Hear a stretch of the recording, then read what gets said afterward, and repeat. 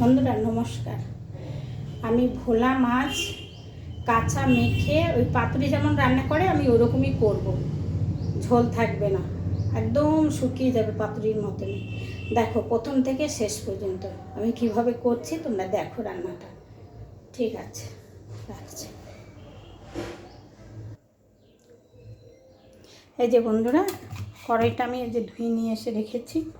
এবারে দেখো এই যে মাছটা সব দিয়ে দিয়েছি। এবার আমি হাতটা একটু ধুয়ে নিই।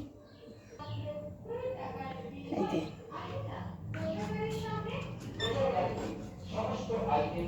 এক চামচ হলুদ, লঙ্কার গুঁড়ো 2 চামচ দিলাম, যে যেমন ঝাল খাবে আর কি। জিরের গুঁড়ো আর একটু দিলাম জিরের গুঁড়ো। এই যে দেখো একটা টমেটো কেটে রেখেছি, পুরোটাই যে দিয়ে দিলাম। এই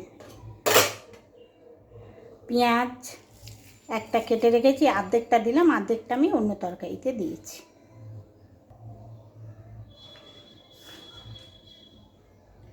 আন্দাজ মতো নুন,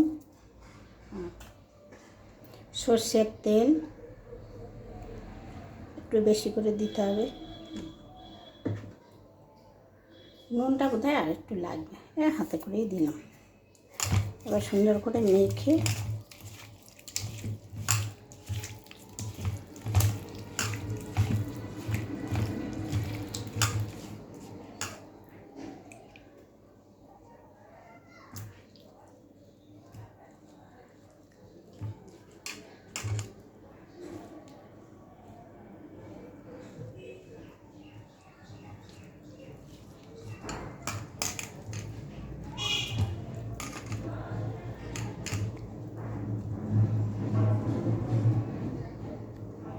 এতে আর জল দেবো না। এবার নামানোর আগে ধনে পাতা দেবো। আমার বড় গ্যাসটা তো শেষ হয়ে গেছে, এটা ছোটো গ্যাস।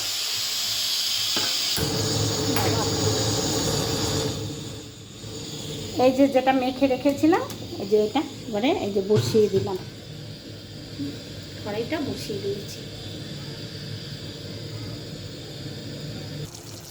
এই যে বন্ধুরা এরকম, এটা একটু এই যে পেঁয়াজ দিয়েছি, টমেটো দিয়েছি, আর মাছটা থেকে একটু তো জল বেরোবি, তাই এবার ধনে পাতাটা দেবো, একটু পরে নামিয়ে দেবো।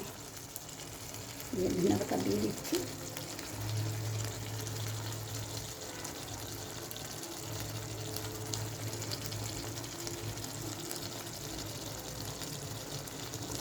বেশি ধনে পাতা তো দারুণ সেন্ট।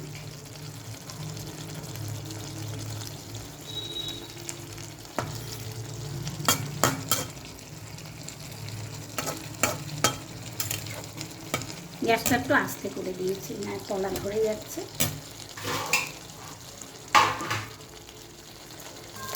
এই যে বন্ধুরা দেখো হয়ে গেছে মাছটা। এই যে এটা তেলটা অনেকটা পড়ে গেছে, তাই আমি বুঝতে পারিনি অনেকটা তেল পড়ে গেছে। এটা হয়ে গেছে। হ্যাঁ, আমি গ্যাসও অফ করে দিলাম। এই দেখো গ্যাস অফ করে দিয়েছি। আমি যেভাবে করলাম তোমরা ওইভাবে করে খেয়ে দেখবে, আর খেয়ে আমাকে কমেন্টে জানাবে তোমরা কে খেয়েছো এরকমভাবে ভোলা মাছ। আমাকে জানাবে কাঁচা ভোলা মাছ এরকমভাবে রান্না করে কে খেয়েছো। ঠিক আছে বন্ধুরা, রাখছি। আমার পাশে থেকো, লাইক শেয়ার করো, কমেন্ট করো, আর কি বলবো। রাখছি, তোমরা সব ভালো থেকো।